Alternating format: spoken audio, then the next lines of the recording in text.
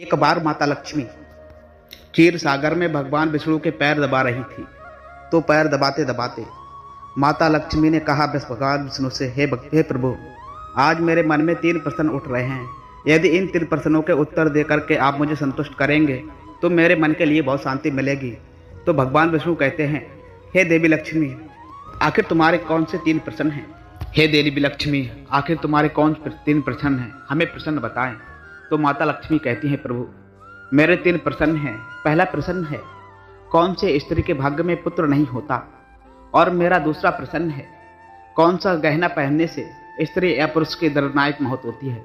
और मेरा तीसरा प्रश्न है, प्रभु, स्त्री का कौन सा श्रृंगार उसे स्वर्ग में स्थान दिलाता है? तब भगवान विष्णु कहते हैं, हे देवी लक्ष्मी, तुमने ये प्रश्न हमसे किए हैं, ये तुम्हारे प्रश्न तीनों ही बहुत ही ज़्यादा महत्वपूर्ण हैं।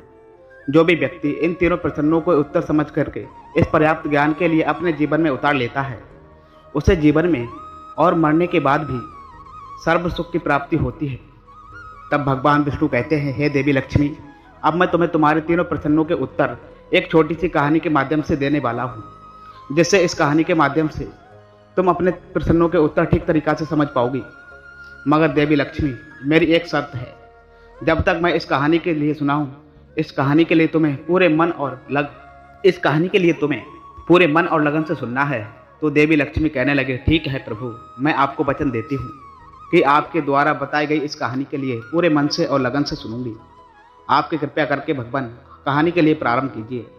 तो दर्शक बंधुओं, इससे पहले कि आप हमारी कहानी में खो जाएं, आपसे निवेदन है, कृपया करके आप हमारे चैनल के लिए सब्सक्राइब कर लें, बेल आइकन के लिए ऑन कर दें, जिससे हमारी आने वाली हर एक वीडियो का नोटिफिकेशन सबसे पहले आपके लिए प्राप्त हो सके और इस वीडियो को आप लाभ उठा सकें। तो आइए दोस्तों, और गौर करते हैं एक छोटी सी कहानी की तरफ। तो भगवान विष्णु कहते हैं कि हे देवी पार्वती, किसी राज्य में एक छोटा सा नगर था। उस गांव में एक सेठ रहता था। उस सेठ के 2 बेटा थे और सेठ के बेटों की शादी भी हो चुकी थी। सेठ की पत्नी और सेठ की बड़े बेटे की पत्नी दोनों का ही स्वभाव दुष्ट प्रवृत्ति का था। इसलिए उस सेठ की पत्नी अपने बड़े बेटे की बहू से बहुत ही ज़्यादा प्रेम कर अथा प्यार करती थी। मगर छोटे बेटे की पत्नी जो थी वो बड़े ही अच्छे स्वभाव की थी। दर्शक बंधुओं, और एक परिपक्व स्त्री भी थी और पूरे घर का सारा काम काज भी वह अकेले ही करती थी और घर का सारा काम काज वो अकेले ही उठाती थी। इतना सब कुछ होने पर भी सेठ की पत्नी और सेठ के बड़े बेटे की पत्नी छोटी बहू का हमेशा ही अपमान करती रहती थी। तब इधर भगवान विष्णु समझाते हैं कि हे देवी लक्ष्मी, सेठ के बड़े बेटे की बहू का एक बेटा था और इधर छोटी बहू का पर एक पुत्री थी। उस पर कोई भी बेटा नहीं था। और इधर सेठ की पत्नी और सेठ की बड़ी बहू का इधर छोटी बहू के लिए पुत्र को लेकर के ताना मारती रहती थी। लेकिन मित्रों, वह बेचारी क्या कर सकती थी, वो हमेशा सुनती रहती थी। अब मैं तुम्हें सेठ की छोटी बहू की कहानी बड़े विस्तार पूर्वक समझाता हूँ। इस कहानी से हे देवी लक्ष्मी, तुम्हारे पहले प्रश्न का उत्तर तुम्हें प्राप्त होगा। इसलिए देवी लक्ष्मी, इस कहानी के लिए तुम बड़े ही ध्यान से सुनना। तुम्हारा पहला प्रश्न था कि कौन से स्त्री के भाग्य में पुत्र प्राप्ति नहीं होती है। तब भगवान विष्णु कहते हैं कि देवी लक्ष्मी, उस सेठ की जो पत्नी थी वो बड़े ही दुष्ट स्वभाव की पत्नी थी। वो पहले से ही दुष्ट स्वभाव की स्त्री थी। उसके कुटिल स्वभाव से सभी घर वाले बहुत ही ज़्यादा परेशान थे। लेकिन अपनी सीधी सादी बहू सुकन्या को वो कुछ ज़्यादा ही परेशान करती रहती थी। उसे सताने में उस सेठ की बहू के लिए बहुत ही ज़्यादा आनंद आता था। सेठ के छोटे बेटे की बहू का नाम सुकन्या था। बेचारी सुकन्या सुबह मुँह अंधेरे बिस्तर से उठ करके अपने काम काज में डुटकारी थी और इधर आधी रात्रि होने पर तब कहीं जाकर के भाई बिस्तर पर सोने के लिए मिलता था। दर्शक बंधुओं, इतना कर पर भी सेठ की पत्नी के निगाहों में सुकन्या जो थी वह हमेशा खटकती रहती थी। अब एक दिन सुबह के लिए सुकन्या घर में झाड़ू लगा रही थी। तो सेठ की पत्नी वहां पर आकर के बोली सुकन्या से, क्या तेरे हाथों में जान नहीं है क्या? जरा तू जल्दी जल्दी हाथ चला, मैं अब मंदिर के लिए जा रही हूँ और मेरे लौट के आने तक तू खाने बना करके तैयार रखना और आते ही उस भोजन के लिए मैं खाऊंगी। और सुन, एक भी दाना अन्न का बर्बाद ना हो पाए। तब इधर भगवान विष्णु कहते हैं, हे देवी लक्ष्मी, वो बेचारी सुकन्या करती भी आखिर क्या कहती। वो चुपचाप खड़ी होकर के अपने सास की इन बातों के लिए सुनती रही और उसकी हाँ में हाँ मिला करके उसने अपने गर्दन में हाँ मिला दी। तब इधर भगवान विष्णु कहते हैं कि हे देवी लक्ष्मी। फिर घर की सफाई करने के बाद में सुकन्या तुरंत ही खाना बनाने के लिए जुट गई। खाना बनाते समय वह अब मन में सोच रही थी, मैं इतना काम करने के बाद भी एक पल के लिए चैन की सांस नहीं ले पाती हूँ, लेकिन हमारी सासू माँ जो हैं वो हर वक्त हम मेरे काम में किसी न किसी प्रकार की तर्क निकालती रहती हैं। उनके ताने देने की आदत पता नहीं इस प्रकार से कब जाएगी। इधर सुकन्या खाना खाने बना ही रही थी, तभी बाहर से दरवाज़ा खटखटाने की आवाज़ आई। तो उसी समय पर सुकन्या ने सोचा, अभी तो भोजन तैयार ही हुआ है, लगता है मेरी सासू माँ आज जल्दी लौट आई है। फिर सुकन्या ने एकदम से दरवाजे के लिए खोला तो उसने क्या देखा, वहाँ बंधुओं, वहाँ पर एक सन्यासी खड़ा हुआ था। अब वो सन्यासी कहने लगा था कि हे बेटी, तेरा स्वभाव अगर अमर रहे तो इस सन्यासी के लिए कुछ ना कुछ भोजन जरूर करा दे। पुत्री, मुझे बहुत ही तेजी से भूख लग रही है, मैं भूख की वजह से छटपटा रहा हूँ। तब इधर भगवान विष्णु कहते हैं कि हे देवी लक्ष्मी। सुकन्या बहुत ही सुशील तथा संस्कारी स्त्री थी। उसने सोचा, इन सन्यासी महाराज के लिए मैं भोजन करा तो दूँ, लेकिन इतने दिन में कहीं मेरी सास आ गई तो मेरी कहर नहीं है। तो भी कुछ देर तक सोच विचार कर करने के बाद में उसने सन्यासी को भोजन कराने हेतु सन्यासी से उसने आने के लिए कहा। और उसी समय पर सुकन्या के मन में एक विचार उठा कि सास से भला डरना कैसा। यदि मेरी सास इतने पर आ भी जाएंगी और यदि मुझसे कुछ कहेंगी तो मैं उनसे कह दूंगा मैं अपने हिस्से का भोजन इनके लिए दे रही हूँ। तब इधर भगवान विष्णु कहते हैं कि हे देवी लक्ष्मी। फिर ऐसा सोच करके सुकन्या सास महाराज के बोला करके घर के अंदर ले गई और अत्याचार पालन करते हुए उस सन्यासी के लिए भोजन करवाने लगी। दर्शक बंधुओं, अभी वो साधु भोजन कर ही रहा था, इतने में सुकन्या के सास आज पहुंची और उस साधु के लिए घर के अंदर बैठा भोजन करते देख करके उसका बहुत गुस्सा साथ में आसमान पर जा चढ़ा। और एकदम से सुकन्या कैसे लगी, यहाँ पर किसी प्रकार से कोई भंडारा या दावत नहीं चल रही है, उठ भिखारी बाहर निकल। लेकिन दर्शक बंधुओं, उस बहू सुकन्या ने अपनी सास को रोकने की बहुत ज़्यादा कोशिश की, लेकिन उस दुष्ट स्त्री ने उस सन्यासी को अपने घर से ढाक मार करके बाहर निकाल दिया, उसका खाना और उठा करके बाहर फेंक दिया। अब उसके बाद में दोस्तों क्रोध सुकन्या पर टूटा और कहने लगी, अरे दुष्ट स्त्री, मैंने तुझसे कहा था कि अन्न का एक दावा बर्बाद नहीं होना चाहिए, लेकिन तूने ये क्या कर दिया, तूने इस सन्यासी के लिए इतना सारा अन्न खाने के लिए दे दिया। तब इधर भगवान विष्णु कहते हैं कि देवी लक्ष्मी। सुकन्या डरते डरते बोली कि हे माँ, मैंने तो सन्यासी के लिए अपने हिस्से का भोजन दिया था, आखिर इसमें इतना भला बुरा कहने की क्या जरूरत है। तो मैंने नहीं पता, अतिथि जो होता है वह भगवान का रूप होता है, अतिथि धर्म का पालन को हर गृहस्थ के लिए करना चाहिए। तब भगवान विष्णु कहते हैं कि देवी लक्ष्मी। इस प्रकार से काफी देर तक सासू और बहू में झगड़ा चलता रहा। अन्यतः उस दुष्ट सास ने सुकन्या के लिए भी अपने घर से बाहर करके निकाल दिया। अब वो बेचारी सुकन्या रोती तड़पती हुई अपने घर से मुख्य दरवाजे के लिए बैठती रही, लेकिन उसकी सास जो दुष्ट थी वो एकदम पत्थर बन गई। बहू के इतने रोने चिल्लाने पर भी उसका दिल बिल्कुल भी नहीं पसीजा। दर्शक बंधुओं, और सुकन्या के पास में एक ही रास्ता बचा हुआ था, वो अपने पीहर के लिए लौट जाए। तब भगवान विष्णु समझाते हैं कि हे देवी लक्ष्मी। इस प्रकार से सुकन्या दुखी होकर के अपने पीहर के लिए निकल गई और रास्ते में एक बहुत ही बड़ा घना जंगल पड़ता था। सुकन्या उधर भूख प्यास से झटपटाती हुई अपने पीहर के लिए चलती जा रही थी। तभी उसी समय पर एक अचानक से एक जोर से बादल गरजने लगे और मूसलाधार बारिश भी शुरू हो गई। तब इधर भगवान विष्णु कहते हैं कि देवी लक्ष्मी। बरसात से बचने के लिए सुकन्या ने एक वृक्ष की शरण ली, लेकिन उस बरसात का भेद इतना था कि वहां पर तो बचना बिल्कुल ही मुश्किल हो गया। अब उसी वृक्ष की जड़ में एक कोटर बना हुआ था। सुकन्या इस बात को सोच करके उसमें घुस गई कि बरसात रुकने के बाद में वो उस कोटर से बाहर निकल आएगी, और जब तक बरसात हो रही है वो उसी कोटर के अंदर बैठ करके इस बरसात में अपनी सुरक्षा का कर सकती है। इधर भगवान विष्णु कहते हैं कि हे देवी लक्ष्मी। जब वो सुकन्या उसी वृक्ष की कोटर में घुस गई तो उसे उस कोटर के अंदर एक साधु मिले। वो सन्यासी कोई और नहीं था, स्वयं भगवान विष्णु ही थे, अर्थात मैं ही था। तब मैंने कहा, हे बेटी पुत्री, तुम रोना बंद करो, मुझे सब कुछ मालूम है। तुम्हारे घर वाले तुम्हारा अपमान इसलिए करते हैं कि वो दुष्ट स्वभाव के हैं। वो तुम्हारे लिए ताना इसलिए मारते हैं कि वे तुम्हारी जो जेठानी के लिए पुत्री की प्राप्ति हो गई है और तुम्हें पुत्री प्राप्ति अभी तक नहीं हुई है।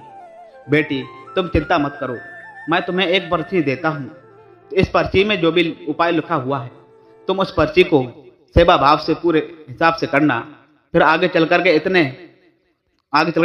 एक गुणवान पुत्र की प्राप्ति होगी। भगवान विष्णु जी कहते हैं फिर आगे चल करके तुम्हें एक गुणवान पुत्र की प्राप्ति होगी।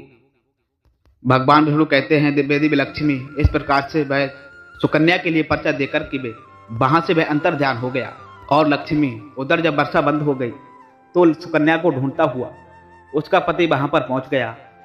फिर वह सुकन्या अपने पति को लेकर के अपने मायके ना जाकर के उसी जंगल में एक झोपड़ी बना करके रहने लगी। फिर एक दिन सुकन्या के लिए उसके मन में एक पुत्र प्राप्ति का ख्याल आया और सुकन्या मन में सोचने लगी, यदि मेरे पास में एक पुत्र होता तो मैं ऐसे ससुराल में मेरी भी बहुत जरूरी इज्जत होती। अब वो सुकन्या ऐसा सोच ही रही थी, तब तक उसे भगवान विष्णु के द्वारा दी गई वह पर्ची याद आ गई। फिर जब सुकन्या ने पुत्र प्राप्ति के लिए उस पर्ची के लिए पढ़ा तो उस पर्ची में लिखा हुआ था कि हे बेटी, पुत्र प्राप्ति के लिए हमेशा स्त्री के लिए रात्रि के शयन काल में पुरुष के बाएं तरफ सोना चाहिए। ऐसा करने से कुछ समय के बाद में बाईं करवट लेने से दाहिना सुर और दाहिनी करवट लेटने से नाटना का बायां सुर चालू हो जाता है। फिर जब भी प्राप्ति इच्छा होती है तो उस स्त्री में मिलने से पहले यह निश्चित कर लेना चाहिए कि पुरुष का दायां सुर चलने लगे और स्त्री का बायां सुर चलने लगे। उसी समय पर गर्भाधान किया जाना चाहिए। ऐसा करने से निश्चित तौर पर ही पुत्र की प्राप्ति होती है और इसके विपरीत नाकर सुर चलने से पुत्री की प्राप्ति होती है। उस पर पर्चे में आगे भी लिखा हुआ था कि मासिक धर्म प्रत्यक्ष शुरू होने से पहले पर्चे में आगे लिखा हुआ था कि मासिक धर्म शुरू होने से प्रथम 4 दिवसों में मिलन से शुभता को प्राप्त हो जाता है। 5वीं रात्रि में मिलने पहले से कन्या की प्राप्ति होती है। 6वीं रात्रि में मिलने से पहले पुत्री की प्राप्ति होती है। 7वीं रात्रि से मिलने से बंध्या प्राप्ति होती है। 8वीं रात्रि में मिलने से ऐश्वर्यशाली प्राप्ति होती है। 9वीं रात मिलने से ऐश्वर्यशाली पुत्री प्राप्ति होती है। 10वीं रात्रि में मिलने से अतिश्रेष्ठ पुत्री की प्राप्ति होती है। 11वीं रात्रि मिलने से बाप सुंदर आचरण वाली कन्या प्राप्त होती है। 12वीं रात्रि मिलने से श्रेष्ठ और गुणवान पुत्र होता है। 13वीं रात्रि मिलने से चिंता व वर्धक कन्या और 14वीं रात्रि मिलने से सातगुणी और बलवान पुत्र की प्राप्ति होती है। 15वीं रात्रि में मिलने से लक्ष्मी स्वरूप की प्राप्ति और 16वीं रात्रि में मिलने से सर्वज्ञ पुत्री होती है। तब भगवान विष्णु कहते हैं कि हे देवी लक्ष्मी, इस प्रकार और सुकन्या ने 16वीं रात्रि में अपने पति से उसने मिलन किया और उसके बाद में अपने गर्भ धारण किया और सुबह को स्नान कर क्रिया से निवृत्त होकर के पूजा पाठ करने के बाद में सुकन्या का पति लकड़ी काटने के लिए चला गया। पूजा पाठ करके उस सुकन्या का पति लकड़ी काटने के लिए जंगल में चला गया था। तब तक इतने में तूफान आ गया। अब इधर सुकन्या की झोपड़ी तूफान में उड़ गई और इधर बारिश बहुत तेजी से होने भी लगी। और फिर भाई सुकन्या बरसात से बचने के लिए एक पेड़ पर अपना पता लगती है। ये पता उसी कोटर का था जिस कोटर में भाई सुकन्या बरसात से बचने के लिए पहले जाया करके छुप गई थी। और सुकन्या ने पेड़ के ऊपर पता इसलिए लिखा हुआ था, जब उसका पल्ला भी लौट करके वापस आए तो उसी वृक्ष पर लिखा हुआ पता पढ़ करके उसी कोटर के पास आ जाए। तब भगवान विष्णु कहते हैं कि हे देवी लक्ष्मी, उधर वो सुकन्या उसी कोटर में आकर के छिप जाती है जो कोटर एक वृक्ष की जड़ में बना हुआ था। भगवान विष्णु समझाते हैं कि देवी लक्ष्मी, जिसके पेड़ की जड़ में वो कोटर बना हुआ था जिसमें सुकन्या जाकर के छुप गई थी, वो उस पेड़ के ऊपर 2 राक्षसियों का निवास स्थान था। इधर तो भाई सुकन्या बरसात से बचने के लिए उस कोटर में छिपी हुई थी और उधर वो 2 राक्षसी बरसात से परेशान होकर के उसी वृक्ष करके चले आ रहे थे। फिर तो उसी वृक्ष के आकर के एक राक्षसी कहने लगी, अब तो चला भी नहीं जा रहा, बना मन तो कर रहा था कि सोना चापुर पर चली जाऊं। तो दूसरी राक्षसी कहने लगी, हे बहन, इसमें क्या बड़ी बात है, ये पेड़ हमें अभी उड़ा करके वहीं पर पे पहुंचा देगा जहां पर सोने का टाकू बना हुआ है। और ऐसा कहकर के वह दोनों राक्षसी उसी पेड़ के डाल पर बैठ गई और वो पेड़ एकदम से उड़ने लगा। उधर थकी हुई हारी सुकन्या उसी पेड़ के कोटर में छुपी हुई थी। उस कोटर में घुसते ही सुकन्या के लिए गहरी नींद आ गई थी। लेकिन पेड़ के उड़ने से लगने वाले घटनों से सुकन्या की आंख खुल गई और पेड़ को उड़ता देख करके वो सुकन्या एकदम से घबरा गई। फिर जो सुकन्या ने उस कोटर से बाहर जाकर के देखा तो उसी पेड़ के डाल पर 2 राक्षसी बैठी हुई थी। अन्यथा सुकन्या ने परिस्थितियों के साथ समझौता किया और सोचने लगी, हे ईश्वर, अब जो भी होगा वो अच्छा ही होगा। और फिर उड़ान के बाद वह पेड़ एक सोना टापू पर पहुंच करके उतर गया। उधर दोनों राक्षसियों के लिए बड़ी तेजी से भूख लग रही थी, इसीलिए वह दोनों राक्षसी शिकार के लिए तलाश में निकल गई। भगवान विष्णु कहते हैं कि हे देवी लक्ष्मी, उन दोनों राक्षसियों के बाहर जाने के बाद में वो सुकन्या उसी पेड़ पर के कोटर से बाहर निकली और फिर उसके बाद में वह चैन की सांस ली। जैसे ही वह सुकन्या ने इधर उस सोने टापू पर फैले हुए रेत के लिए देखा तो सुकन्या एकदम से अचंभे में पड़ गई। ये रेत कितनी ज्यादा तेज चमचमा रही है। और जब सुकन्या ने उस रेत के लिए अपने हाथों में उतार करके देखा तो एकदम से चिल्लाने लगी कि अरे ये तो सोने का रेत है। और सुकन्या ने अपने धोती पे पल्ले में वो जितने भी रेत बांध सकी थी उसने उस रेत के लिए बांध लिया और पुनः आकर के चुपचाप ही उसी कोटर में आकर के घुस गई। तथा भगवान विष्णु कहते हैं कि हे देवी लक्ष्मी, इधर तो सुकन्या का उसी कोटर में पुनः वापस जाना हुआ। उधर वो राक्षस से लौट करके उसी पेड़ पर भी वापस आ गए और वो आपस में एक दूसरे से कहने लगी कि आज तो भरपेट भोजन करके हमारे पेट के लिए पूरी तृप्ति हो गई, हमारे मन के लिए पूरा तरीका से संतृप्ति मिल गई है। अब चलो वापस लौट चलते हैं हम जहाँ से आए थे। और इस प्रकार थोड़ी देर में वो वृक्ष उड़ करके उसी स्थान पर पहुंच गया जहाँ से वह उड़ करके गया था। तब भगवान विष्णु कहते हैं कि देवी लक्ष्मी, वो सुकन्या इसी कोटर में तब तक छुपी रही जब तक वो राक्षसी किसी काम की वजह से उस वृक्ष से चली नहीं गई। और जैसे ही दोनों राक्षसी उस पेड़ से चली गई वैसे ही सुकन्या उस पेड़ से रेत से लेकर के उस कोटर से बाहर आ गई और मन में सोचने लगी कि इतना सारा सोना देख करके मेरी सासू माँ खुश हो जाएंगी और अब मैं अपने ससुराल के लिए वापस जाऊंगी और अपने सासू माँ के लिए इतना सारा सोना लेकर के दूंगी और फिर वो मुझसे कभी भी नफरत नहीं करेंगी और वो हमेशा के लिए वो प्यार करने लगेंगी। भगवान विष्णु कहते हैं कि देवी लक्ष्मी, इधर तो सुकन्या ऐसा सोच ही रही थी। तब तक इधर सुकन्या का पति सुकन्या को ढूंढता हुआ उसी कोटर के तरफ आ जाता है और फिर वो सुकन्या अपने पति के लिए सारी बात बता देती है और अपने पति को लेकर के घर के द्वार पर पहुंच करके सुकन्या अपने सासू माँ से कहती है, देखो मैं आपके लिए क्या लेकर के आई हूँ। और ऐसा कहते हुए सुकन्या घर से भीतर प्रवेश कर जाती है और वो सारा सोना लेकर के अपनी सासू माँ के लिए दे देती है। और उसे सोना कैसे प्राप्त हुआ, कहाँ से मिला, वो पूरी घटना के अपनी सासू माँ के लिए समझा देती है। इधर भगवान विष्णु कहते हैं कि देवी लक्ष्मी, सोना लेने के बाद में सुकन्या के सास एकदम से क्रोध में आकर के बोली, तू बहुत कम सोना लेकर के आई है, तुझे वहां पर जितना भी सोना था वो सारा सोना लेकर के आना चाहिए था। फिर अपनी सास की बात सुनकर के सुकन्या कहने लगी कि हे माँ जी, हमारे 3-4 पीढ़ियों के लिए इतना सोना काफ़ी है। तो सास कहने लगी, अरे मूर्ख, सोना भी कभी काफ़ी होता है, ये तो जितना हो उतना ही कम है। अब देख तू, मैं जाऊंगी और देखना तू मैं कितना सोना बटोर करके लाती हूँ। इधर भगवान विष्णु कहते हैं कि देवी लक्ष्मी, सुकन्या का अपनी सास के लिए समझाने के लिए बहुत प्रयत्न किया पर उस लालची दुष्ट स्त्री के समझ में एक भी बात नहीं आई। उसने अपनी बहू से सुकन्या की एक भी बात नहीं मानी और जाकर के उसी वृक्ष में जाकर के उसी वृक्ष कोटर में जाकर के बैठ गई। तो एकदम से भाई पेड़ उड़ने लगा। इधर तो पेड़ उड़ता हुआ जा रहा था, उधर सुकन्या की सास मन ही मन में बड़ी ही प्रसन्न हो रही थी कि आज मैं बहुत सारा सोना एक साथ में बटोर करके लाऊंगी। भगवान विष्णु कहते हैं कि देवी लक्ष्मी, इधर तो सुकन्या की सास अपने मन में खुशियां बना रही थी। तो उसी समय पर एक राक्षसी कहने लगी, चलो आज स्वर्ण धूप करके ना चल करके मच्छी द्वीप पर चलते हैं। तो एक राक्षसी कहने लगी कि हे बहन, चलो आज सोने के पाबू पर ना चल करके मच्छियों के तालाब पर चलते हैं, आज मछलियों का खाना बहुत मन चल रहा है। और इधर जैसे ही राक्षसियों ने मछली खाने का मन बनाया वैसे ही वो पेड़ मच्छर द्वीप की तरफ उड़ चला। तब भगवान विष्णु कहते हैं कि देवी लक्ष्मी, इस प्रकार से राक्षसियों की बात सुनकर के कोटर में बैठी हुई वह लालची स्त्री स्वयं पर संयम नहीं कर सकी और एकदम से कहने लगी, अरे तुम सोना टापू पर आखिर क्यों नहीं जा रही हो, मच्छी द्वीप मत जाओ, सोना टापू पर चलो। अब जैसे ही उस लालची स्त्री ने इतनी आवाज दी तो राक्षसी समझ गई कि इस पेड़ के कोटर में कोई ना कोई जरूर छुपा हुआ बैठा है, और उन्होंने एकदम से जैसे ही उस कोटर में प्रवेश किया और फिर जैसे ही दोनों राक्षसियों ने उस लालची स्त्री के लिए देखा, एक जम से उठा करके उस पेड़ के ऊपर से फेंक दिया और धरती पर गिरते ही उस लालची स्त्री के प्राण बखेरू उड़ गए।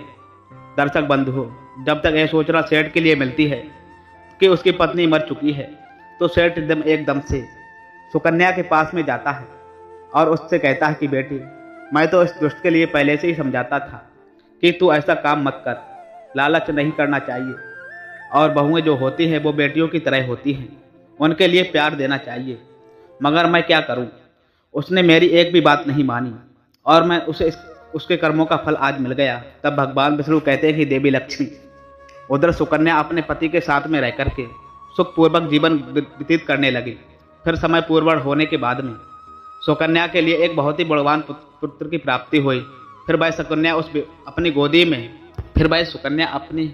गोदी में पुत्र को खेलते हुए देख करके उसकी खुशी का तो अब ठिकाना ही नहीं रहा, और वह विष्णु और लक्ष्मी का अर्थात हमारा देवी लक्ष्मी तहे दिल से स्वागत सम्मान करने लगी। उधर सेठ की बड़े बेटी की बहू हमेशा सुकन्या के लिए पुत्र को लेकर के ताने मारती रहती थी। जब सुकन्या के लिए इधर पुत्र की प्राप्ति हो गई और उसे धन भी प्राप्त हो गया, और उसे देख करके बड़े और बेटे रहू के दिन गरीबी भी गुजरने लगे, तो सेठ की बहू बेटी जाकर के सुकन्या के आगे हाथ जोड़ करके अपनी गलती की माफ़ी मांगती है। फिर सुकन्या बहुत ही बड़ी पतिव्रता स्त्री थी, बहुत ही दयामान सजामान स्वभाव की स्त्री थी, इसीलिए दोस्तों वह अपनी जेठानी के लिए माफ़ कर देती है, और वो जो भी सोना लेकर के आई थी उसमें से आधा सोना वो अपनी जेठानी के लिए भी दे देती है। और इस प्रकार से जो सेठ जो था अपनी छोटी बहू की प्रशंसा करता है, और फिर उस सेठ का पूरा परिवार बड़े प्यार के साथ में जीवन व्यापन करने लगता है। तब भगवान विष्णु करते हैं कि देवी लक्ष्मी, इस प्रकार से समझ अब धीरे धीरे उन सभी का सुखपूर्वक व्यतीत होने लगा। तो सेठ के बड़े बहू के जो पुत्र हुआ था वो बहुत ही बड़ा अघोरी था, इसीलिए उसने सारा सोना अब गुड़ों में बर्बाद कर दिया। और उधर सुकन्या के लिए जो पुत्र हुआ था वो पुत्र बहुत ही ज़्यादा गुणवान था। वो जीवन में इतना आगे बढ़ा कि उसने अपने माँ बाप का जीवन में नाम रोशन कर दिया। और फिर जब सुकन्या और उसकी जेठानी ने अपना जीवन पूरी तरह के साथ जी लिया, तो मृत्यु के बाद भी सुकन्या के लिए एक स्वर्ग की प्राप्ति हुई और उसकी जेठानी के लिए नरक में स्थान मिला। भगवान विष्णु कहते हैं कि देवी लक्ष्मी, तुम्हारा पहला प्रश्न था कि कौन सी स्त्री के भाग्य में पुत्र प्राप्ति नहीं होती, तो समझ लो विष्णु के द्वारा दिए गए पर्चे के नियमों के विपरीत जो लोग कार्य करते हैं उनके भाग्य में कभी भी पुत्र नहीं होता। इसीलिए पुत्र या पुत्री की इच्छा रखने वाले भाई रस्मा इस कहानी के लिए दोस्तों बार बार बड़े ध्यान से सुने और मने अपनी इच्छा द्वारा संतान प्राप्ति करें। अब भगवान विष्णु कहते हैं कि देवी लक्ष्मी, तुम्हारा दूसरा प्रश्न था कि कौन सा गहना पहनने से स्त्री या पुरुष की दर्दनायक मौत होती है, तो समझ लो वो है लालच रूपी गहना, जो कि उसकी सेठ की पत्नी ने पहना और खूब सारा सोना लाने के लालच में वो उस कोटर में जाकर के घुस गई और राक्षसी द्वारा उस कोटर से नीचे निकलना करके फेंक दी गई, और फेंकने के कारण सेठ की पत्नी की मृत्यु हो गई। सेठ की पत्नी की दर्दनायक मौत हो गई।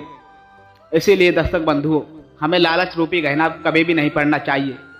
तब भगवान विष्णु कहते हैं कि देवी लक्ष्मी, अब तुम्हारा तीसरा प्रश्न था कि कौन सा श्रृंगार करने से स्त्री के लिए स्वर्ग में स्थान मिलता है, तो वो है चरित्र रूपी श्रृंगार, यानी चरित्रवाल यानी पतिव्रता स्त्री मुखिया की सेठ की सुकन्या की तरह एक अच्छे कर्मों की वजह स्वर्ग लोक के लिए जाती है। उसका चरित्र बहुत ही ज्यादा उज्ज्वल था, इसीलिए मरने के बाद भी उसे स्वर्ग की प्राप्ति हुई। तो दर्शक बंधुओं साथियों, यदि कहानी आपके लिए पसंद आई हो तो हमें कमेंट के माध्यम से जरूर समझाएं। दर्शक बंधुओं, यदि कहानी आपको पसंद आई है दोस्तों, तो वीडियो के लिए एक प्यारा सा लाइक कर देना, चैनल के भी सब्सक्राइब करने की आशा करना। आज की वीडियो दोस्तों आज की वीडियो बस यहीं पर समाप्त होती है। हम मिलते हैं फिर एक धार्मिक चर्चा के साथ में किसी नेक्स्ट वीडियो में। तब तक के लिए हमारी तरफ से सभी दर्शक बंधुओं के लिए जय श्री कृष्णा, जय श्री राधे।